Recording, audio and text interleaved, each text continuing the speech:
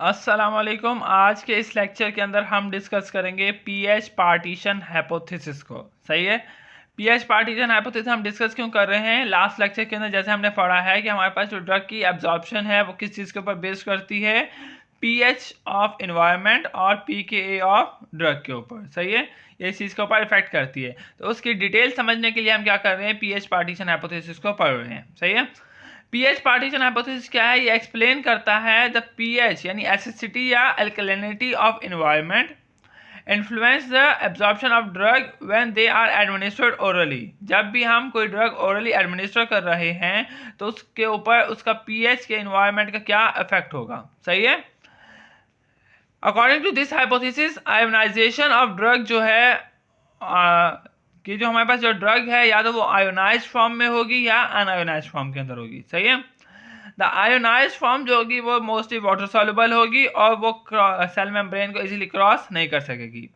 लेकिन जो un-ionised form है वो हमारे पास क्या है, लिपिड सॉल्युबल है और वो इजीली क्रॉस कर देगी किसको, सेल मेम्ब्रेन को। अब क्या आता है कि पीएच का क्या इफेक्ट होगा। जो हमारे पास वीक एसिड ड्रग हैं जैसे कि एस्प्रिन है, जो कि हमारे पास नॉन आयोनाइज फॉर्म के अंदर होगी, किसके अंदर, एसिडिक एनवायरनमेंट के अंदर, जो कि अलाउ करेगी to pass the cell membrane easily, जिसके अंदर वो क्या होगी, सेल मेम्ब्रेन को इजिली पास कर लेगी। वीक बेस्ड ड्रग्स जैसे कि हमारे पास मॉर्फिन है, वो भी हमारे पास क्या है, नॉन आयोनाइज है, किस एनवायरनमेंट के अंदर, बेसिक एनवायरनमेंट के अंदर। ये भी हमारे पास क्या करेगी, इस कंडीशन के अंदर सेल को क्या कर लेगी, इजिली क्रॉस कर लेगी, सेल मेम्ब्रेन को इजिली क्रॉस कर लेगी। सही है, नेक्स्ट आता है हमारे पास एब्जॉर्प्शन साइट। एब्जॉर्प्शन साइट से क्या मुराद है कि जो हमारे पास स्टमक है इसके अंदर क्या होता है, एसिडिक एनवायरनमेंट होता है। सही है, so the acidic drug are more likely to unionize and easily absorb. इसके अंदर क्या होगा, जो हमारे पास वीक एसिड ड्रग हैं वो इजिली क्या होगी, एब्जॉर्ब हो जाएंगी और अनआयोनाइज फॉर्म के अंदर होंगी जो। सही है, नेक्स्ट आता है हमारे पास वीक बेस्ड ड्रग, जो कि हमारे पास लेस एसिडिक एनवायरनमेंट के अंदर होगा, किसके अंदर, इंटेस्टाइन के अंदर। और इसके अंदर हमारे पास जो वीक बेसिक ड्रग हैं वो क्या होंगी, अनआयोनाइज होंगी और बेटर एब्सॉर्ब होंगी। आयोनाइजेशन जो है वो डिपेंड करता है किसके ऊपर, पीएच और पीके के ऊपर, कि pK of drug is the pH at which 50% of drug is ionized and 50% is unionized. सही है, पीके ऑफ द ड्रग किसी भी पीएच के अंदर वो ये होता है कि 50% ड्रग हमारे पास क्या है, आयोनाइज फॉर्म के अंदर है और 50% क्या है, अनआयोनाइज्ड। सही है, if the environment pH is lower than the pK of the acid, अगर तो एनवायरमेंट का जो पीएच है और ड्रग की पीके की वैल्यू जो है वो क्या है, कम है, the drug will be un-ionised. इस कंडीशन के अंदर हमारे पास जो ड्रग होगी वो क्या होगी, अनआयोनाइज होगी और वो इजिली क्या कर लेगी, एब्जॉर्ब कर लेगी अपनी साइड से। सही है, if the pH is higher than the pK, अगर पीएच क्या है, हायर है किसके मुकाबले में, पीके के मुकाबले में, तो ड्रग क्या होगी, आयोनाइज्ड होगी और एब्जॉर्ब लेस एफिशिएंटली होगी। सही है, यानी वो इजिली एब्जॉर्ब नहीं होगी। जो हमारे पास ड्रग की एब्जॉर्प्शन है वो किस चीज़ के ऊपर डिपेंड कर सकती है, ड्रग की एब्जॉर्प्शन हमारे पास डिपेंड करेगी कि आइदर हमारे पास जो ड्रग है वो वीक एसिड है या वीक बेस है, जिसे हम क्या नाम देते हैं, इलेक्ट्रोलाइटिक ड्रग्स का नाम देते हैं। सही है, जो डिफ्यूजन है इन ड्रग्स की वो हमारे पास डिपेंड करता है किसके ऊपर, आयोनाइजेशन और अनआयोनाइजेशन ऑफ द ड्रग के ऊपर। The ionization of drug depend upon the, जो आयोनाइजेशन है अब वो डिपेंड करती है किसके ऊपर, pH of drug and pK of the media. सही है, pK shows the strength of the acidic drug, जो पीके है वो हमारे पास स्ट्रेंथ शो करता है किसका, एसिडिक ड्रग्स की। एसिडिक एसिड है जिसकी पीएच क्या है हमारे पास 4.8 है, जो कि हमारे पास क्या है, वीक एसिड है, और लैक्टिक एसिड जो है जिसकी पीएच क्या है हमारे पास 3.8, जो कि हमारे पास क्या है, स्ट्रॉन्ग एसिड है। सही है, if the drug pK value equal to the pH media, अगर तो पीके और पीएच मीडिया क्या है, बराबर हैं, तो इसके अंदर हमारे पास जो ड्रग होगी वो 50% आयोनाइज होगी और 50% क्या होगी, अनआयोनाइज होगी। सही है, if the acidic drug is protonated, अगर हम एसिडिक ड्रग को क्या करवाते हैं, प्रोटोनेट करवाते हैं, उसे हाइड्रोजन आयन प्रोवाइड करते हैं, तो वो कन्वर्ट होगा किसके अंदर, अनआयोनाइज फॉर्म के अंदर। सही है, और अगर उसी ही एसिडिक ड्रग को हम डीप्रोटोनेट करवाएंगे तो वो कन्वर्ट होगा किसके अंदर, आयोनाइज फॉर्म के अंदर। इसका उलट हो जाएगा बेसिक ड्रग्स के मुकाबले में, अगर हम बेसिक ड्रग को क्या करवाते हैं, प्रोटोनेट करवाते हैं तो वो आयोनाइज होगा, और अगर हम उसे डीप्रोटोनेट करवाएंगे तो वो क्या होगा, अनआयोनाइज्ड फॉर्म के अंदर कन्वर्ट होगा। सही है। अब यहाँ पे एक थोड़ा पॉइंट है, थोड़ा कॉन्सेप्चुअल, इसे समझें कि if the drug want to diffuse it should be unionized form. अगर किसी भी ड्रग को डिफ्यूज होना है तो उसे किस फॉर्म के अंदर होना चाहिए, अनआयोनाइज्ड फॉर्म के अंदर होना चाहिए। सैलिसाइलिक एसिड है जिसका pKa क्या है हमारे पास 3 है, स्टमक है जिसका pH हमारे पास क्या है 1.2 और प्लाज्मा pH क्या है हमारे पास 7.4।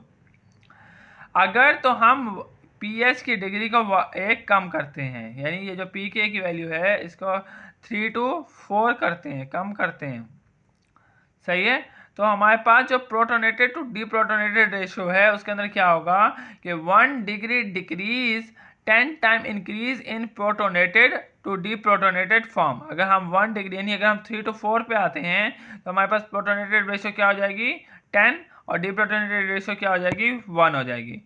एट पॉइंट 3 हमारे पास प्रोटोनेटेड और डीप्रोटोनेटेड रेशियो क्या थी, सेम थी। अगर 1 डिग्री हम कम आते हैं तो हमारे पास 10 टाइम बढ़ जाएगा पहली वाली रेशियो प्रोटोनेटेड की, ये क्या हो जाएगी 10 हो जाएगी और ये क्या हो जाएगी 1 हो जाएगी। अगर हम 4 to 5 मूव करते हैं तो ये हमारे पास क्या हो जाएगा 10 वाला 100 हो जाएगा और जो डीप्रोटोनेटेड वाला रेशियो है वो क्या हो जाएगा 1 हो जाएगा। सही है, वो 1 ही रहेगा। तो हमारे पास प्रोटोनेटेड टू डीप्रोटोनेटेड रेशियो क्या हो जाएगा, बढ़ता है किसके अंदर, अगर हमारे पास ड्रग ने डिफ्यूज होना है एक पीएच से दूसरी के अंदर और दूसरी से फिर तीसरी के अंदर। सही है। नेक्स्ट हमारे पास कुछ स्पेसिफिक टर्म्स हैं, उन्हें हम डिस्कस करेंगे। सबसे पहले आता है हमारे पास एक्टिव ट्रांसपोर्ट। एक्टिव ट्रांसपोर्ट क्या है कि हमारे पास ऐसा प्रोसेस है जो कि हमारे पास ड्रग्स और आयंस के अंदर आयंस को मूव करवाता है across the cell membrane against their concentration gradient. यानी इसके अंदर हमारे पास क्या होगा, मूवमेंट मॉलिक्यूल होगी from lower concentration to the higher concentration, और इस कंडीशन के अंदर हमारे पास क्या होगा, एनर्जी रिक्वायर्ड होगा, और ये क्या होगा अगेंस्ट होता है किसके अंदर, किसके through, natural tendency of molecule के थ्रू। सही है। टाइप्स ऑफ एक्टिव ट्रांसपोर्ट के अंदर दो टाइप्स आती हैं, एक आता है प्राइमरी एक्टिव ट्रांसपोर्ट और एक आता है secondary active transport. Primary active transport के अंदर हमारे पास energy is directly use to move the molecule across the membrane. इसके अंदर जो हमारे पास क्या होगा, डायरेक्ट एनर्जी यूज होगी। Energy come from the hydrolysis of ATP. इसके अंदर हम क्या करवाएंगे, एटीपी मॉलिक्यूल ब्रेक होगा और उससे हमारे पास क्या होगा, हाई एनर्जी मॉलिक्यूल रिलीज होगा जो कि हमारे पास ज़्यादा एनर्जी सोर्स के तौर पर यूज होगा। The transport protein in this case is called pump. इसके अंदर जो ट्रांसपोर्ट प्रोटीन उसे हम क्या नाम देंगे, पंप का। एग्जाम्पल के अंदर आता है सोडियम पोटेशियम एटीपेज पंप जो आ गया। सही है। सेकेंडरी एक्टिव ट्रांसपोर्ट के अंदर हम क्या नाम देते हैं इसको, को ट्रांसपोर्ट। सही है। इसके अंदर the transport of one molecule against its concentration gradient is powered by the movement of another molecule down its concentration gradient। यानी एक मॉलिक्यूल मूव कर रहा है अगेंस्ट द कंसंट्रेशन ग्रेडियंट, उसी के साथ साथ एक दूसरा आ रहा है, यानी एक के साथ एक कंचे के साथ दूसरा कंचा भी साथ के साथ मूव कर रहा है। सही है। इसके अंदर डायरेक्ट एनर्जी हम यूज नहीं करते, instead it relies on the energy created by the primary active transport. ये हमारे पास डिपेंड करता है किसके ऊपर, प्राइमरी एक्टिव ट्रांसपोर्ट के ऊपर, जो कि हमारे पास सोडियम पोटेशियम पंप है। सही है। जो कि हमारे पास इस्टेब्लिश करता है concentration gradient that can be exploited for the secondary transport. वो हमारे पास क्या करेगा, एक कंसंट्रेशन ग्रेडियंट डेवलप करेगा जो कि हम सेकेंडरी ट्रांसपोर्ट के अंदर यूज करेंगे। नेक्स्ट आता है हमारे पास फैसिलिटेटेड डिफ्यूजन। फैसिलिटेटेड डिफ्यूजन क्या है, एक टाइप ऑफ पैसिव ट्रांसपोर्ट है जिसके अंदर मॉलिक्यूल जो है वो मूव करेंगे across the cell membrane with the help of transport protein but without the use of the energy. इसके अंदर ट्रांस मेम्ब्रेन प्रोटीन या ट्रांसपोर्ट प्रोटीन तो यूज होगी लेकिन एनर्जी यूज नहीं होगी। ये अलाउ करेगा लार्जर पोलर और चार्ज मॉलिक्यूल के they can not easily pass through the lipid bilayer membrane to move from the area of higher concentration to lower concentration. सही है। Since it is a passive process, ये हमारे पास क्या है, passive process है। Concentration gradient molecule है from higher to lower concentration, लेकिन इसके अंदर एनर्जी रिक्वायर्ड नहीं है। इसके फीचर्स क्या है कि no energy required mean it is passive but it does not require energy. Movement of concentration gradient है higher to lower. Transport protein embedded हैं जो कि हमारे पास हेल्प कर रही हैं कि मॉलिक्यूल मूव करें अक्रॉस द मेम्ब्रेन और across the lipid bilayer. Next आता है हमारे पास types of facilitated diffusion. Types of facilitated diffusion के अंदर दो तरह की प्रोटीन्स आती हैं, एक आता है चैनल प्रोटीन और एक आता है हमारे पास कैरियर प्रोटीन। चैनल प्रोटीन हमारे पास क्या है कि these are gate channel to open to allow the passage of the specific ion और मॉलिक्यूल। ये हमारे पास क्या होगी, गेट चैनल के तौर पर काम करेंगे, जिसके अंदर हमारे पास स्पेसिफिक आयन या मॉलिक्यूल क्या होंगे, डिफ्यूज होंगे। यानी आयन चैनल के अंदर आएगा सोडियम चैनल, पोटेशियम चैनल, जो कि अलाउ करते हैं सोडियम और पोटेशियम को पास करने के लिए across the membrane. Carrier protein के अंदर हमारे पास क्या होंगे कि ये प्रोटीन बाइंड करेंगी मॉलिक्यूल के साथ, जो कि ट्रांसपोर्ट करेगा और change the shape to carry it across the membrane, और इसे उसकी शेप चेंज करके उसे को अक्रॉस द मेम्ब्रेन क्या करवाएगा, मूव करवाएगा। एग्जाम्पल के अंदर आता है glucose transporter help glucose molecule to move in the cell. ये हमारे पास क्या करवाते हैं, ग्लूकोज मॉलिक्यूल को सेल के अंदर मूव करवाएंगे। नेक्स्ट एक टर्म आती है एंडोसाइटोसिस। एंडोसाइटोसिस एंडोसाइटोसिस के अंदर हमारा मतलब क्या है, किसी भी सब्सटेंस को टेक करना इनसाइड द सेल, उसे हम क्या नाम देते हैं, endocytosis in the form of vesicle. सही है। एक्सोसाइटोसिस का मतलब क्या है, किसी भी चीज को सेल के आउट एक्सपेल करना। पिनोसाइटोसिस क्या है कि a type of endocytosis where the cell engulf the extracellular fluid and dissolve substance. Dissolve substance और एक्स्ट्रासेल्युलर फ्लूइड को इंगल्फ करना क्या कहलाता है, पिनोसाइटोसिस। फैगोसाइटोसिस हमारे पास क्या है कि इंगल्फ करेंगे लार्ज पार्टिकल्स को such as debris, foreign substance और माइक्रो ऑर्गेनिजम्स। नेक्स्ट आता है ट्रांससाइटोसिस। ये प्रोसेस है जिसके अंदर ट्रांसपोर्ट होगी across a cell from one side to the another by a vesicular transport. इसका हम क्या यूज करेंगे, वेसिकुलर ट्रांसपोर्ट यूज करेंगे। सही है। अब वेसिकुलर ट्रांसपोर्ट क्या है कि एक प्रोसेस है जिसके अंदर सेल मूव करता है लार्ज मॉलिक्यूल्स को, जैसे कि हमारे पास प्रोटीन हो गया, लिपिड हो गया और दूसरे पार्टिकल्स, इन और आउट ऑफ द सेल। ये हमारे पास सेल के इन और आउट क्या करवाएगा, मूव करवाएगा using small membrane bonded sac, जिसे हम क्या नाम देते हैं, वेसिकल्स का। सही है। ये हमारे पास in the form of vesicles क्या करवाएगा, ट्रांसपोर्ट करवाएगा, जिसे हम क्या नाम देते हैं, एंडोसाइटोसिस के प्रोसेस के थ्रू क्या करेगा, ये एक्ट करेगा और इंगल्फ करेगा इनवर्ड, और एक्सोसाइटोसिस के थ्रू ये क्या करवाएगा, ट्रांसपोर्ट करवाएगा आउटसाइड द सेल। सही है। नेक्स्ट है ion pair formation. Ion pair formation हमारे पास क्या है, ये रेफर करता है उस प्रोसेस के अंदर जहां ionised drug molecules either positively और नेगेटिवली चार्ज होंगे और वो फॉर्म करेंगे पेयर और विद द अपोजिटली चार्ज। यानी अगर पॉजिटिव हो गए तो नेगेटिव के साथ पेयर बनाएगा और नेगेटिव है तो पॉजिटिव के साथ पेयर बनाएगा। सच एज काउंटर आयन, जैसे हम क्या नाम देते हैं, एज अ काउंटर आयन के तौर पर ये काम करेंगे। This occur due to the electrostatic attraction between two ion. ये हमारे पास किसकी वजह से होगा, इलेक्ट्रोस्टैटिक अट्रैक्शन होगी किसके दरमियान, दो आयंस के दरमियान।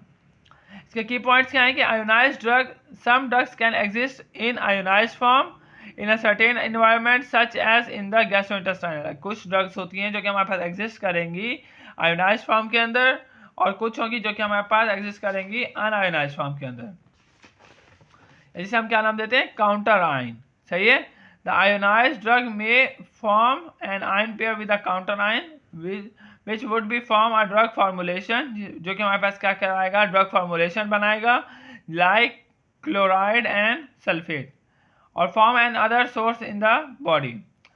अफेक्ट ऑफ एब्जॉर्प्शन के ऊपर क्या इफेक्ट होगा कि आयन पेयर फॉर्मेशन अफेक्ट करेगा लिपिड सॉल्युबिलिटी ऑफ ड्रग को, और ये हमारे पास क्या करवाएगा, इन्फ्लुएंस करेगा उसकी एब्जॉर्प्शन को अक्रॉस द मेम्ब्रेन।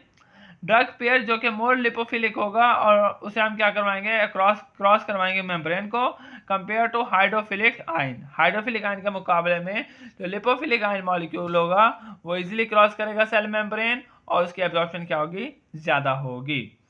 नेक्स्ट इसके बाद हम डिस्कस करेंगे GI motility, gastric emptying time, और जो मजीद टॉपिक रहेंगे हैं उसे डिस्कस करेंगे।